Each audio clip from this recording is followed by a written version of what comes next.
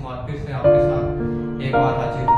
आज का सेशन होगा कुछ खास, जिसके अंदर हम चर्चा करेंगे हर विद्यार्थी के मन में आने वाले क्वेश्चंस के लिए। इसीलिए आज के सेशन का नाम हम ओपन सेशन दे रहे हैं, जिसके अंदर बहुत सारे क्वेश्चंस हैं जो मैंने कमेंट बॉक्स के अंदर देखे हैं, और बहुत से विद्यार्थियों से जब मैं बातचीत करता हूँ तो उनके मन में जो क्वेश्चंस आते हैं वही कॉमन क्वेश्चन रहते हैं जो आपके और मेरे मन में अक्सर उड़ते रहते हैं। उसी के ऊपर हम चर्चा करेंगे। इसमें से सबसे पहला टॉपिक है कि नए विद्यार्थियों के पर्सन, जो एक विद्यार्थी तैयारी कर रहा है उसके अंदर मन में जो कौन कौन से क्वेश्चन आते हैं तैयारी करते टाइम, पढ़ते टाइम, जो भाव उठते हैं कि हाँ मैं तैयारी कर रहा हूँ, कब तक तैयारी करूँगा, कितना समय लगेगा वैकेंसियों का आने में, और कितनी लंबी चलने वाली है, मेरी तैयारी कितनी लंबी होने वाली है। तो हर आदमी के मन, विद्यार्थी के मन में एक रणनीति रहती है कि इतने समय तक मेरे को तैयारी करनी है, उसके बाद मेरी घर की जिम्मेदारियां मेरे को मौका देगी कि नहीं देगी। तो उसी प्रकार से कुछ क्वेश्चन है। सबसे पहला क्वेश्चन है कि आखिर कब आएगी 70,000 भर्तियां। आपने देखा होगा कि लास्ट टाइम बजट में गवर्नमेंट ने 70,000 वैकेंसी की घोषणा की थी, जिनमें से अभी कुछ छोटी छोटी वैकेंसी आई है और बहुत सारी वैकेंसी आनी बाकी है। अभी कुछ दिन पहले आपने अखबार में देखा होगा कि शिक्षा विभाग के अंदर बहुत सारी भर्तियां आने वाली है, जैसे फर्स्ट ग्रेड है, सेकंड ग्रेड है, और कॉलेज लेक्चरर की भी वैकेंसी आने वाली है। और आज के अखबार के अंदर आया कि आपने देखा होगा कि जो चतुर्थ श्रेणी कर्मचारी है स्कूलों के अंदर, उनके बहुत सारे पोस्ट खाली है, तकरीबन 20,000 पोस्ट खाली है। तो वो वैकेंसी कब आएगी, तो उसमें उसी के लिए मैं आपको आज के सेशन में चर्चा करेंगे कि तो अभी लोकसभा चुनाव चल रहा है, पहला चरण आज हो चुका है, दूसरा चरण अब राजस्थान के अंदर 26 तारीख को है। तो जैसे ही आचार संहिता हटेगी लगभग 6 जून के बाद में आपको धीरे धीरे वापस गवर्नमेंट के जो कार्य प्रणाली है वो कंटिन्यू में आएगी, तो आपको कुछ समय बाद वैकेंसियां देखने को मिल सकती है। तो उसी के अंदर सबसे पहले चर्चा करेंगे शिक्षा विभाग की भर्तियां, जो सबसे ज्यादा जिन भर्तियों का इंतजार किया जाता है और राजस्थान का विद्यार्थी तैयारी करता है उसके अंदर रहती है शिक्षा विभाग की भर्तियां, जैसे फर्स्ट ग्रेड है, सेकंड ग्रेड है, थर्ड ग्रेड है। तो मैं आपको बता दूं कि सबसे पहले आपको फर्स्ट ग्रेड और सेकंड ग्रेड भर्ती के विज्ञापन देखने को मिलेंगे, और जो थर्ड ग्रेड है उसकी पात्रता परीक्षा यानी रीट भर्ती आने वाली है। थर्ड ग्रेड में अभी थोड़ा टाइम लग सकता है, ठीक है। और उसके बाद इस पहला क्वेश्चन कब आएगी भर्तियां, तो मैं आपको बता दूं कि आपको अगस्त सितंबर अक्टूबर तक आपको भर्तियों के थोड़ी धीरे धीरे आपको नोटिफिकेशन देखने को मिल जाएंगे। हालांकि इस साल एग्जाम होना मुश्किल है, फिर भी मैं आपको बता दूं आप अपनी तैयारी को निरंतर रखें, क्योंकि तैयारी महत्वपूर्ण है। ये मायने नहीं रखता कि भर्तियां कब आएगी, भर्तियां आएगी, आज नहीं तो कल आएगी, 1 साल बाद में, 1.5 साल बाद में आएगी। आना ऐसे नहीं है कि भर्तियां आना ही बंद हो गया, आपको थोड़ा पेशेंस बनाए रखना होगा, अपनी तैयारी को निरंतरता बनाए रखना होगा, तभी आप सुचारू रूप से अपने इच्छा अनुसार परिणाम ले पाओगे, ठीक है। तो पहला क्वेश्चन है कि भर्तियां कब आएगी, तो भर्तियां आने में अभी थोड़ा आपको टाइम लग सकता है, 3-4 महीने का आपको इंतजार कीजिए, और जल्द आपको भर्तियां देखने को मिलेगी नोटिफिकेशन। उसके बाद मनोबल को कब तक बनाए रखें। हर आदमी जब तैयारी करता है तो ये सोचता है कि हाँ बहुत जल्द भर्ती आ जाएगी और मैं जो तैयारी कर रहा हूँ मैं सिलेक्शन ले लूंगा, लेकिन ऐसा होता नहीं है। अक्सर भर्तियां लंबी खींचती जाती है, पहले नोटिफिकेशन आने में टाइम लग जाता है, फिर 2-3 बार एग्जाम पोस्टपोन हो जाती है, उसके बाद में जो एग्जाम होती है तो बोर्ड के अंदर चलता रहता है। तो आखिर आप अपने आप को पेशेंस कैसे बनाए रखें, मनोबल कैसे बनाए रखें, तो मैं आपको बता दूं कि आप अपने आप को हमेशा पॉजिटिव बनाए रखिए, पॉजिटिव एनवायरनमेंट में रखिए, तभी अपने आप को, जैसे कभी भी नेगेटिव ख्याल नहीं लाए कि वैकेंसी आने में बहुत टाइम लगेगा, अभी 3-4 साल लगेंगे, अभी तो सरकार बनी है, अब गवर्नमेंट आराम से करेगी, रिफंड जुटाएगी, ऐसा ही नहीं है। अगर आप ऐसा सोचने लग जाओगे तो आप तैयारी कर ही नहीं पाओगे। आपको भले ही आप 30 साल के हो गए, 35 के हो गए, 40 के हो गए, लेकिन अपने आप को पेशेंस के साथ तैयारी कंटिन्यू रखनी है, क्योंकि जिस दिन आपकी जॉब लगे उसके बाद में आपकी जीवन संवर जाएगी। अगले 60 साल तक की आपकी उम्र जो एज है वो तब तक आपको बिल्कुल एकदम कंफर्ट जोन में रहोगे, आपको किसी भी प्रकार की कोई दिक्कत नहीं होगी। तो उसके लिए अगर आप 2-3 साल परेशान भी हो रही है तो कोई बड़ा इशू नहीं है। तो अपने आप को कब तक बनाए रखें, मतलब मनोबल कैसे बनाए रखें, तो मैं आप मनोबल का बस यही फंडा है कि अपने आप को हमेशा पॉजिटिव रखें, और ये सोचे कि जब भी आएगी एग्जाम मेरी एक सीट कन्फर्म है, भले आज नहीं होगी तो अगले साल होगी, उससे अगले साल होगी, लेकिन होगी एग्जाम, और उसके बाद मेरा जीवन सुदृढ़ और सुलभ हो जाएगा, मतलब अच्छा एनवायरनमेंट हो जाएगा, मेरी आर्थिक कंडीशन सुधार हो जाएगी। कितने घंटे पढ़ाई करें, सबसे पहले ये क्वेश्चन रहता है कि कितने घंटे पढ़ाई करें। तो मैं आपको बता दूं कि आप घंटे मायने मत रखिए, क्योंकि घंटे डिपेंड करता है, हर आदमी की अलग अलग कैपेसिटी होती है, हर बच्चे का पढ़ने का अलग अलग रूटीन होता है, रूल होता है। कुछ बच्चे होते हैं वो 15-15 घंटे पढ़ लेते हैं, कुछ बच्चे 5 घंटे भी पढ़ लेते हैं। आपने ये सोचे कि आपने जो प्रोडक्टिव क्या किया, आज आपने जो सीखा उसका कितना उत्पाद सीखा। कुछ बच्चे 1 घंटे के अंदर ही 10 पेज पढ़ लेते हैं, तो कुछ पूरे दिन में ही 5 पेज नहीं पढ़ पाते। तो डिपेंड करता है कि आज आपने कंटेंट कितना पढ़ा और जो आपका सिलेबस है उसके अंदर उसका कितना वेटेज है। ऐसे समझ लीजिए कि जैसे आपका 300 नंबर का पेपर है, तो आज आपने कितने क्वेश्चंस कितने नंबर का टॉपिक क्लियर किया।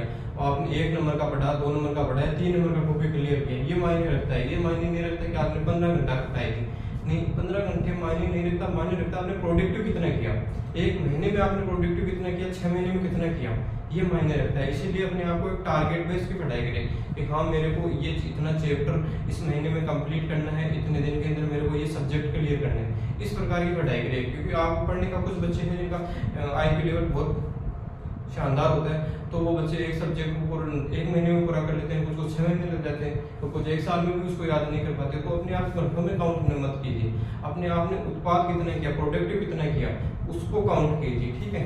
तो पहला क्वेश्चन था भर्ती कब आएगी, उसके बाद दूसरा क्वेश्चन है कब तक पेशेंस बनाए रखें। तो ये क्वेश्चन है कि आपको इसका आंसर हो गया 3 से 4 महीने बाद आपको भर्ती देखने को मिल सकती है। और दूसरा क्वेश्चन कब तक पेशेंस बनाए रखें, तब तक पेशेंस बनाए रखें जब तक आप सफल नहीं हो जाते, तब तक आपको किसी भी हालत में पेशेंस बनाए रखना होगा। तीसरा क्वेश्चन है कितने घंटे पढ़ाई करें, तो घंटे मायने नहीं रखते हैं, मायने रखता है कि आपने कितना सीखा, आपने कितना गेन किया, कितने नंबर का आपने कंटेंट आज तैयार किया, तो उससे मायने वो मायने रखते हैं, ठीक। पहला क्वेश्चन है क्यों वैकेंसी आने तक पहले कोचिंग कर लूं क्या, तो ये सबसे अच्छा क्वेश्चन है।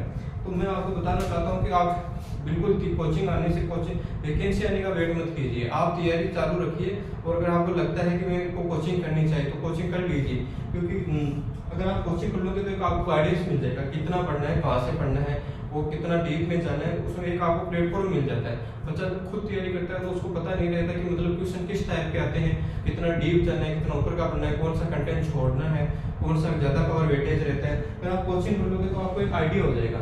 मैं आपको बताना चाहता हूँ कि हमेशा बार बार कोचिंग मत करिए, आपको जीवन में 1 या 2 बार आदमी को कोचिंग करनी चाहिए, उसके बाद में उसको आइडिया हो जाता है। तो अपने आपके सामने सिलेबस रखे और अपना कंटेंट रखे। और अगर आपको लग रहा है कि मेरे कोचिंग करनी है तो आप एक बार कर लीजिए और वैकेंसी का वेट मत कीजिए, उससे पहले ही आप एक बार कोचिंग कर ले और नोट्स बना ले बढ़िया से, फिर उन नोट्स को बार बार पढ़ें। उसके बाद में आपको लगता है प्रैक्टिस सेट के टाइम कि हाँ मेरा कंटेंट कवर हो रहा है कि नहीं हो रहा है, तो उसमें थोड़े से अपडेट करते रहिए आप।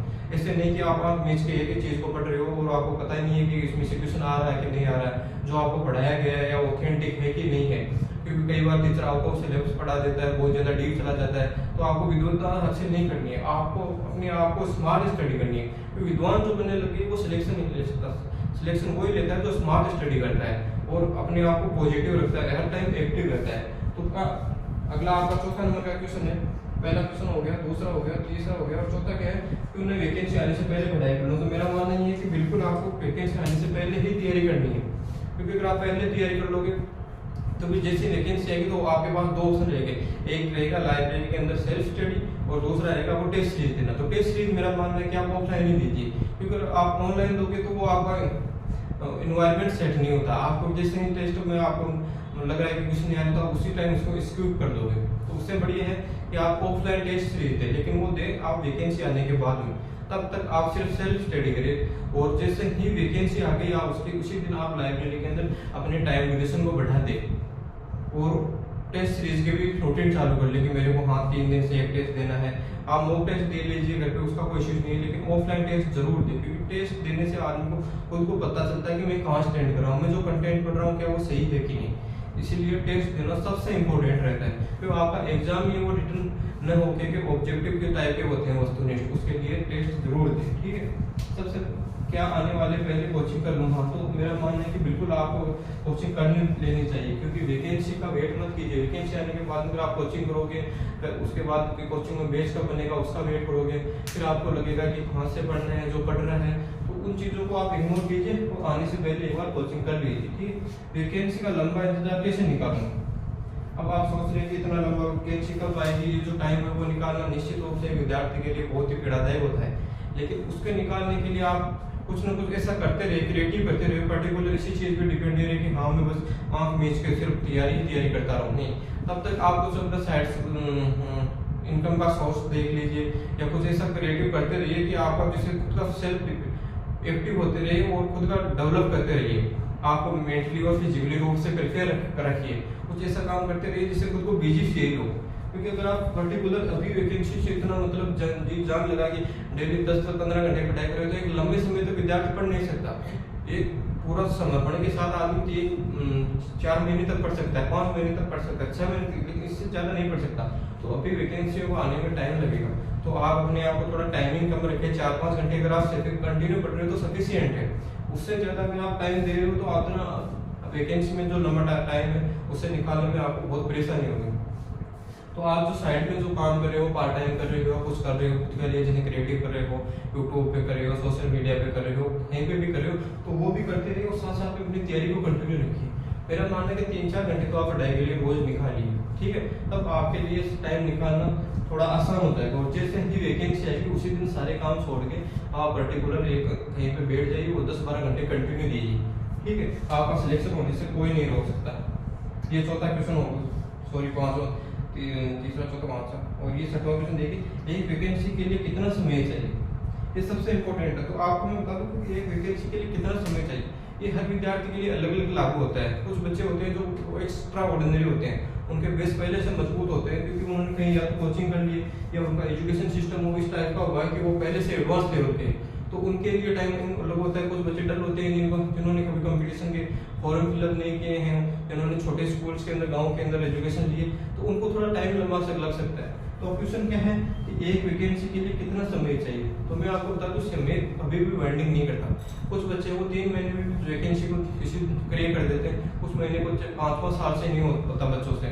तो वो डिपेंड करता है बच्चों के IQ लेवल पे, क्रिएटिविटी पे, कि बच्चा कितना गेन कर रहा है, वो कितना उसे प्रोडक्ट में बदल रहा है, तो उसके ऊपर डिपेंड करता है। तो इसी के रिगार्डिंग में आपको बताना चाहता हूँ कितना समय चाहिए। तो समय कभी भी माइंड में नहीं रखता, वो डिपेंड करता है तैयारी करने वाले बच्चे पे, डेडिकेशन पे, कितना वो एक्टिव है, कितनी स्मार्ट स्टडी कर रहा है, उसके ऊपर डिपेंड करता है, ठीक है। तो आज की जो अपना वो भी होता है कि विद्यार्थियों के जो पर्सन है, हर विद्यार्थी जब मैं मिलता हूँ तो उनके क्या क्वेश्चन रहते हैं, उन्हीं क्वेश्चन को मैं आपके सामने लेके आया हूँ। उम्मीद है कि आपको आज का सेशन अच्छा लगा होगा। अगर अच्छा लगा है तो चैनल को लाइक करें, शेयर करें, सब्सक्राइब करें। धन्यवाद।